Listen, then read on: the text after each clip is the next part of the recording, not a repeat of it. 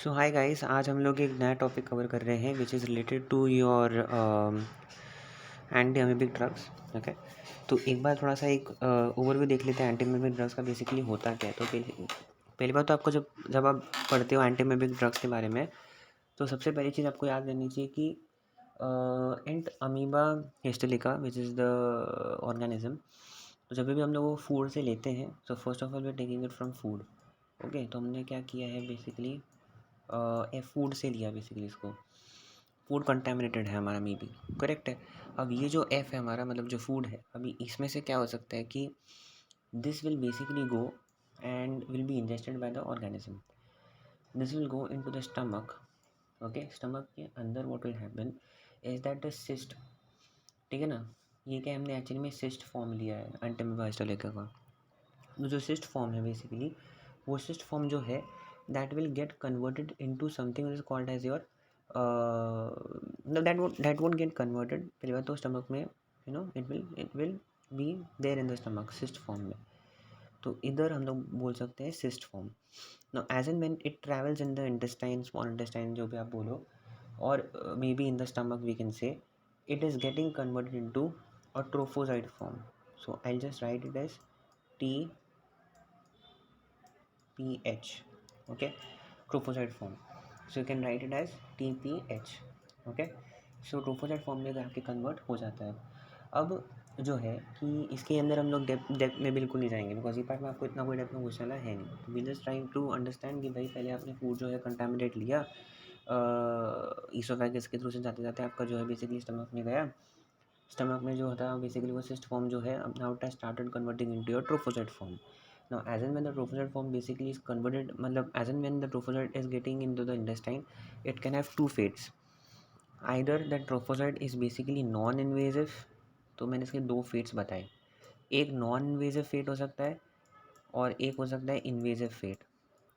तो non invasive fate में क्या होता है कि जहाँ पर आपका जो ट्रोफोसाइट है वो इंटेस्टाइन की जो कोलोन की लाइनिंग है, उसके ऊपर जो म्यूकस लेयर है उसके ऊपर ग्लाइड करके निकल गया, ठीक है। और जो इन्वेजिव फेस है, इन्वेजिव फेस में होता ऐसा है कि आपका जो ट्रोफोसाइट आया वो उसने सेल में बेसिकली अंदर गया, उसने इन्वेड किया उसको, and it has now destroyed the cell, ठीक है। तो इन्वेजिव में वो होता है। नाउ लेट्स अंडरस्टैंड कि आफ्टरवर्ड्स व्हाट विल हैपन। अगर वो नॉन इन्वेजिव स्टेट में है, तो नॉन इन्वेजिव स्टेट में क्या हो जाएगा बेसिकली कि ग्लाइड करते करते it will go further into the intestine. Okay, and as and when it goes into the intestine, further into the intestine, deep in the intestine, what will happen is that this trophozoite form will get converted into the cyst again, and then this cyst will again pass to the large intestine. Okay, so this trophozoite, this non-invasive trophozoite which is there, this will get converted into cyst. This cyst basically will go into the trophozoite form, ठीक है। तो this cyst will basically go into the sorry क्या बोल रहा हूँ मैं, this cyst basically will pass through the faeces. Okay, this cyst will basically pass through the faeces now, and again फिर वो फीसीज के अगर वो बोलते हैं ना, जैसे कि अगर वापस फिर वो मक्खी आएंगे हमारी, और फिर वो मक्खियों ने अगर वापस अपने फूड को कंटेमिनेट किया, then again the cycle will start. Now let's talk about the invasive one. Invasive one में क्या हो जाएगा कि जैसे उसने सेल को डिस्ट्रॉय कर दिया अपने सेल लाइनिंग को, it will enter into the blood stream. Okay, now as and when enters into the blood stream मतलब सिस्टमिक हो गया। अब सिस्टमिक से वो इंटेस्टाइनल के बाहर भी जा सकता है, that means it can have extra intestinal pathways. वो लंग में जाके इफेक्ट कर सकता है, ब्रेन में जाके इफेक्ट कर सकता है, but these are rare stuff कि वो ब्रेन में जाके इफेक्ट करेगा। तो ये एक आपको ऊपर से आउटलाइन मिल गया होगा, एक आउटलाइन मिल गया होगा कि भाई अमीबा का बेसिकली लाइफ साइकिल है क्या। हाउएवर जब आप इसको पढ़ते हो आपको थोड़ा सा क्लियर नहीं होता, इसलिए मैंने आपको पहले से बता दिया।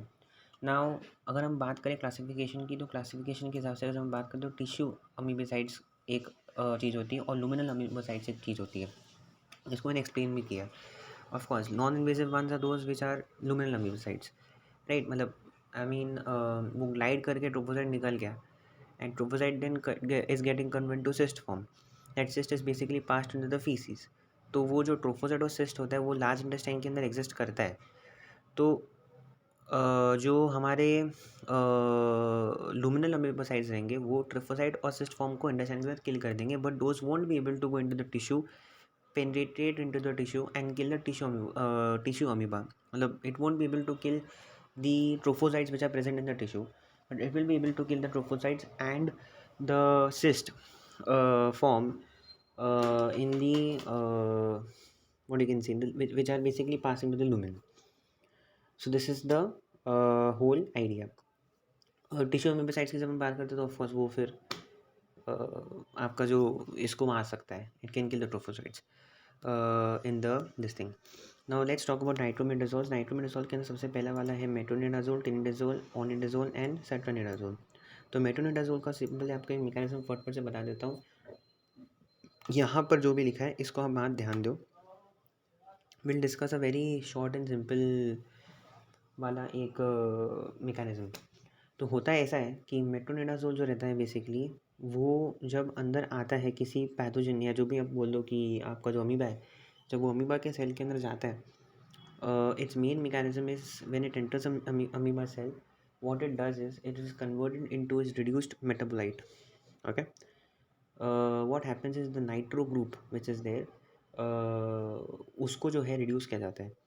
एंड व्हाट हैपेंस इज कि आपका जो फेरिडॉक्सिन है, ओके, जो एक रिड्यूस्ड फॉर्म में है, वो हो जाता है ऑक्सीडाइज. ओके, तो मतलब फेरिडॉक्सिन एग्जैक्टली क्या कर रहा है कि इट इज़ बेसिकली, मतलब सॉरी, फेरिडॉक्सिन का आप अगर आप फेरिडॉक्सिन के पॉइंट ऑफ व्यू से देख रहे हो तो ये आप क्लियरली बोल सकते हो कि फेरिडॉक्सिन जो था वो रिड्यूस्ड फॉर्म था. अब उसको किसी और को रिड्यूस करवाना है, तो उसने क्या कर दिया है कि मेट्रोनिडाजोल को रिड्यूस करवा दिया और जो है खुद जो है वो ऑक्सीडाइज हो गया. ठीक है, अब इसके अंदर हम लोग को NADPH की ज़रूरत पड़ी as a cofactor that is there. So what is happening is, यहाँ पर आप एक लाइन पढ़ सकते हो that your metronidazole is acting as an electron sink which competes with the biological electron acceptors of the anaerobic organism. मतलब simple की बात में क्या कर रहा हूँ, जो ferredoxin oxidise form, sorry, ferredoxin reduce form से फेरिडॉक्सिन ऑक्सीडाइज फॉर्म का जो पाथवे है, अब उसमें जो what you can say is that this ferredoxin is basically releasing an electron. Now this electron will be accepted by your metronidazole and it will be reduced. Okay, so अगर आप उसको पाते में जाके देखोगे तो आपको दिखेगा कि वो इलेक्ट्रॉन एक्सेप्ट कर भी रहा है. And this electron is accepted by metronidazole and that is why we say that it is an electron sink. मतलब इलेक्ट्रॉन एक्सेप्टर समझ लो. ठीक है, किसी और को एक्सेप्ट करना चाहिए था बट अभी एक्सेप्ट हमारे हमारे मेट्रोनिडाजोल ने कर लिया है. Since it is accepted, it will be reduced and it will be forming reactive oxygen species. Okay, that those reactive oxygen species can, आपको तो पता ही है यार, हम लोग बचपन से पढ़ते आ रही है reactive oxygen species as ROS. वो DNA को इफेक्ट करेगा, वो फिर आपके अलग अलग पार्ट्स को इफेक्ट करेगा. तो हमारा माइक्रो ऑर्गेनिज्म जो है मरना ही है उसको. फार्माकोकाइनेटिक्स की भाई सिंपल सी बात है कि CSF, सलाइवा, वाजाइनल सेक्रेशन, सीमेन में सब में आ जाएगा. थेरेपेटिक कॉन्सेंट्रेशन अगर दे रहे हो तो फिर वाजाइनल सेक्रेशन में आ जाएगा, सीमेन सेक्रेशन में आ जाएगा, सलाइवा में आ जाएगा, CSF में आ जाएगा. तो ये बात आपको याद रखनी है कि it is this thing completely absorbed, almost completely absorbed, again almost completely absorbed from the small intestine, little unabsorbed drug reaches the colon. Okay, so then adverse effects हमको देखने के anorexia, nausea, metallic taste and abdominal cramps. अब अगर आगे देखोगे ना तो आपको दिखेगा कि metallic taste is adverse effect in further drugs as well. Loose motion, stool is occasional. ठीक है, ये हम बोल सकते हैं. Then headache, glossitis. ग्लोसाइटिस मतलब क्या होता है, टंग का inflammation. Dryness of mouth, dizziness will be seen. Urticaria वगैरह जो है. अच्छा, फिक्स्ड ड्रग इरप्शन. अब इसका मतलब क्या होता है, it's nothing but type 4 hyper sensitive reactions. Okay, on which I will make a separate video कि भाई हाइपर सेंसिटिव रिएक्शन के जितने टाइप्स है उस पर मैं अलग से वीडियो बनाऊंगा. Warrant discontinuation of the drug and preclude future use of metronidazole. ठीक है, अगर ये सब चीज़ें हुई तो of course we will have to stop the drug. Now prolong administration के अंदर seizures have followed very high dosage. मतलब अगर आप हाई डोसेज देते हो तो ऑफकोर्स सीजर होगा. ओके, देन इंडिकेशंस, ये आपको याद रखना है कि डाइसल्फाम के साथ जब आप देते हो, सी व्हाट हैपेंस इज, आपने शायद से सुना होगा कि या फिर किधर पढ़ा होगा कि इथाइल अल्कोहल जब हम देते हैं, दैट इज़ योर अल्कोहल, तो after consumption of it, what happens is that we give the person disulfiram so that he can gradually क्या करता है, फिर वो अल्कोहल क्विट करना चालू कर देता है वो बंदा. Why does he quit in the first place? Because disulfiram like reactions होना चालू हो जाते हैं. So whenever the person has taken disulfiram, of course he doesn't have to take immediately after the alcohol. Shouldn't be given that. मतलब after 12 hours उसको देना पड़ता है. और ये आपको मेक श्योर करना पड़ता है कि उसने 12 घंटे पहले दारू पी थी. जब आपने उसको दिया है तो what will happen is that it will cause some bizarre reactions. Alcohol dehydrogenase वाला, it's a whole entire mechanism. I will make an entire video on that as well. But ethanol का जो कन्वर्जन करते हैं हम लोग, okay, what you can से सम ethanol का conversion होता है, ठीक है ना. तो बिकॉज ऑफ डाइसल्फाम क्या हो जाता है कि there is a lot of what you can say, मुझे एग्जैक्ट मैकेनिज्म अभी भी मुझे एग्जैक्ट पता नहीं है, बट यही है कि वो इथेनॉल कन्वर्जन जो है उसमें उसका कुछ रोल है. तो in that conversion there is accumulation of some moiety, and that accumulation basically leads to bizarre effects. तो बंदे को क्या है कि पता है कि अगर मैंने जो है अल्कोहल वापस लिया तो मुझे ऐसे ऐसे रिएक्शंस होंगे. तो बंदा फिर क्या बोलता है कि भाई I will stop taking alcohol, okay, वो डर से. तो अब है होता क्या है कि डाइसल्फाम के साथ अगर आप बंदे को मेट्रोनिडाज़ोल दे दो तो फिर भैया disulfiram like reactions can occur. Sorry, disulfiram के साथ नहीं देना आपको. अगर आपने अल्कोहल के बाद मेट्रोनिडाज़ोल लिया तो of course these reactions will occur, मतलब डाइसल्फाम लाइक रिएक्शंस. ओके, वो बंदा वापस डर जाएगा कि भाई मैंने क्यों लिया दारू वैसे. तो अच्छा, यूजेस तो सिंपल है भाई. एमबीएस के लिए यूज़ कर सकते हो, एनारोबिक बैक्टीरियल इन्फेक्शन के लिए यूज़ कर सकते हो, एंड ठीक है, इतना इसमें आप नहीं भी जाओगे तो चलेगा. You can go directly on tinidazole. Tinidazole का तो मेटाबॉलिज्म जो है वो स्लोअर है. सो याद रखो, टेनिडाज़ोल का भी याद रखो एंड ऑर्निडाज़ोल का भी याद रखो. दोनों का जो टी एफ है ना 12 से 14 घंटा है. और इसका 12 घंटा अप्रॉक्सीमेटली, इसका 12 से 14 घंटा, मतलब ऑलमोस्ट सेम. ऐसे याद रख सकते हो कि दोनों का जो है एक्शन काफ़ी ज़्यादा है, and that is Y single dose में काम हो जाता है. इसके जो साइड इफ़ेक्ट्स है ना वो कम है. मेटालिक टेस्ट वगैरह मैं आपको बताया था कि metallic test will come after versus guys. So here you can see. अच्छा, तो ओनिडाज़ोल टेनिडाज़ोल को तो मैंने देख लिया. अच्छा, नाउ व्हाट एल्स. अल्कोहल में जब हम देखते हैं तो हमको याद आता है एमिटीन. अभी इसका एक क्लासिक फीचर आपको याद रखना है कि this, however, this in classification comes under what you can say is your tissue amoebicides. इसमें क्लासिक पॉइंट है आपको याद रखना है that it cannot kill trophozoites. Sorry, it kills trophozoite but it cannot kill cyst. बाकी सब जो थे वो सिस्ट मार सकते थे but doesn't effect that. And इसका मोड ऑफ एक्शन भी थोड़ा डिफरेंट है. ये करता क्या है कि प्रोटीन इनहिबिशन को प्रोटीन सिंथेसिस को इनहिबिट कर देता है. See, by adjusting the intraribosomal translocation of tRNA amino acid complex. तो प्रोटीन सिंथेसिस को ये कैसे इनहिबिट कर रहा है? By arresting the intraribosomal translocation. आपको बता देगा translocation is a process basically when the protein is made. मतलब not exactly but yes, it's a part of that process, right? तो हाँ, it's like protein synthesis involves like हम जो बोलते हैं ना translation, translocation, something like that. तो उससे रिलेटेड है ये, करेक्ट है. तो जब ट्रांसलोकेशन हो रहा होता है तो आपको टीआरएनए की ज़रूरत पड़ती है फॉर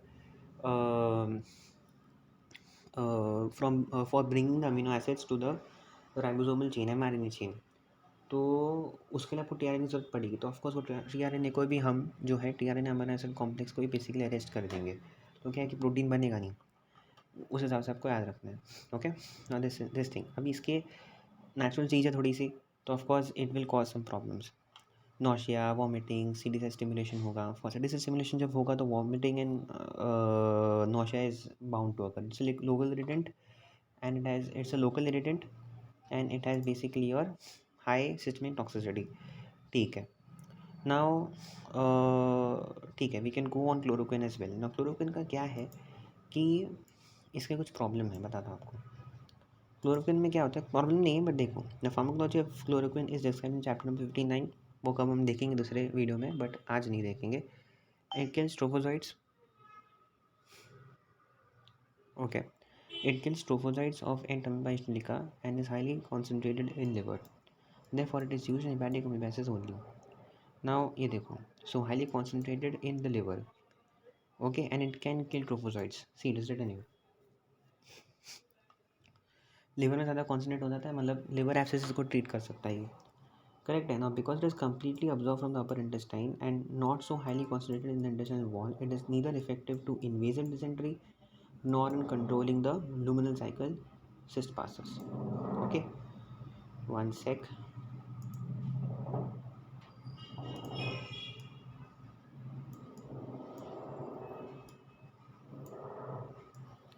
ठीक है, तो ये बोलने का यहाँ पर ये कोशिश कर रहे हैं कि सिस्ट पासस को नहीं मार सकता, इन द सेंस कि लिवर वाले जो ट्रोफोसाइट्स आपको दिखेंगे ना, मतलब जो सिस्टमिकली आए थे उनको मार सकता है, बट लुमिनल साइकिल जो है आपका, जहाँ पर आपके ट्रोफोसाइट्स और सिस्ट जो है नॉन इन्वेसिव फॉर्म में जो है, मतलब you know they are passing, वो नहीं मार सकता इसको.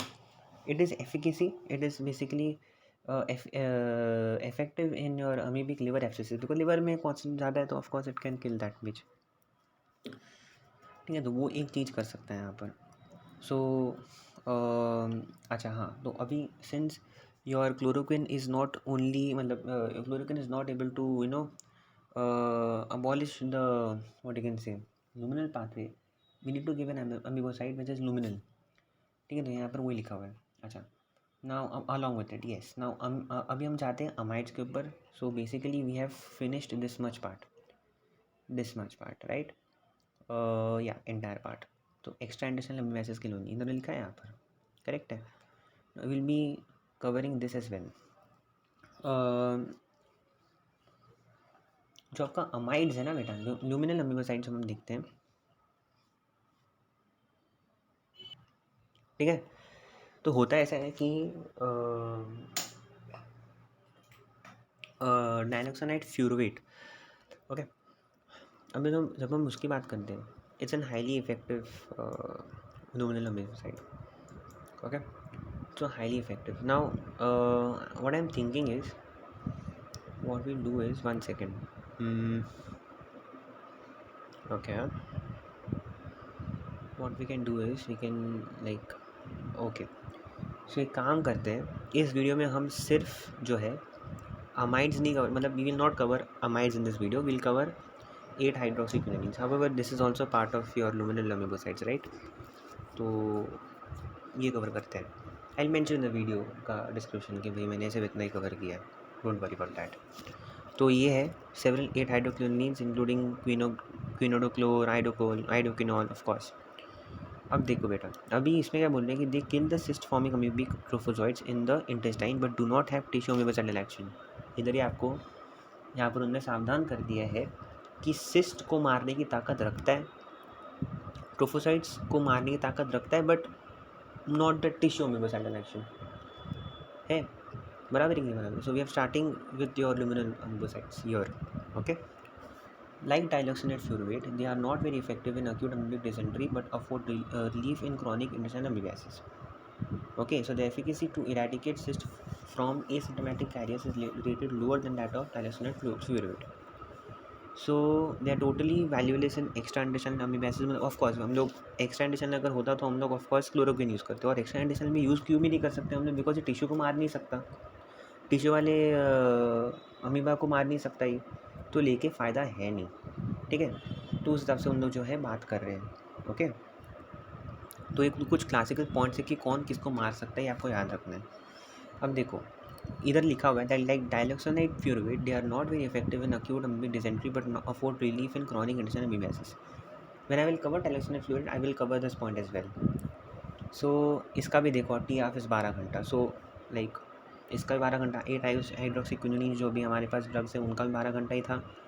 हमने फिर जब भी ऊपर वाले देखे थे टिमडेजोल वगैरह, उसमें भी कुछ ऐसी ही सीन था है.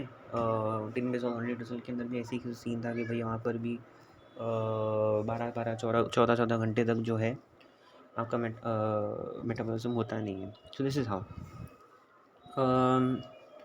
The unabsorbed part reaches lower bowel and acts on the luminal cycle of the member. ठीक है, इतना भी ओके.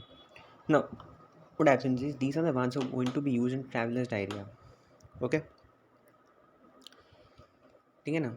देन फिर उन्होंने लिखा है कि भाई इफेक्ट्स क्या हो सकते हैं, nausea, transient loose and green stools, pleuritis. अब this is the very what you can say, ये बहुत ही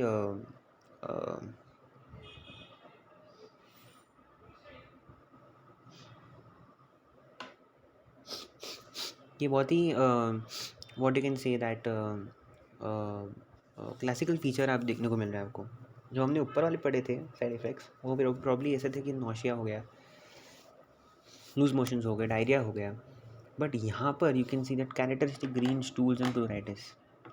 ठीक है ना, जब हमने मेट्रोनिडाज़ोल पढ़ा था ना, तो तभी भी हमने देखा था कि भाई वहाँ पर urticaria, skin rashes and all those terms. इसके जैसे ही वो अर्टिकारिया, स्किन रैशेज आते हैं, types 4 sensitive hyper sensitive reaction आते हैं, हम लोग बोलते हैं भाई स्टॉप कर दो metronidazole.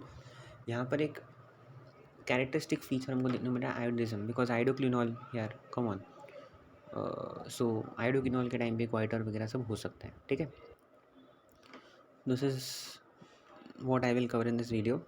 So in this video I've covered some part of the classification is remaining though, but मतलब जितना कवर करना था मैंने को लगता है उतना मैंने थोड़ा सा कर दिया है। No need to go in depths, ठीक है, बिकॉज हमको बहुत ज़्यादा रिमेंबर करने की ज़रूरत है। This is how we have to deal with other coming videos. Antibiotics तो मैं डील नहीं करूँगा इधर, because we'll cover them separately, like जो हम लोग सल्फोनामाइड्स वगैरह सब करेंगे तो अभी एक ही साथ करेंगे, फिर अलग अलग करने की ज़रूरत नहीं है। अमाइड्स ऑफ कोर्स एक बाकी रहता है, डायलेक्सोनाइड, फ्लोरोवेट, नाइट्रोक्सोसनाइड, वो हम फिर चाहिए तो फिर कभी कर लेंगे। ठीक है, बिकॉज अभी तक मेरे को कुछ ऐसे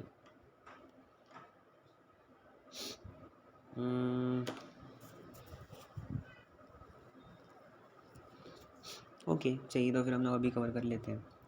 सो what is it written here, एक सेकेंड।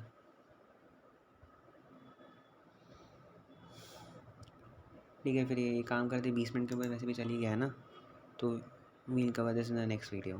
कूल।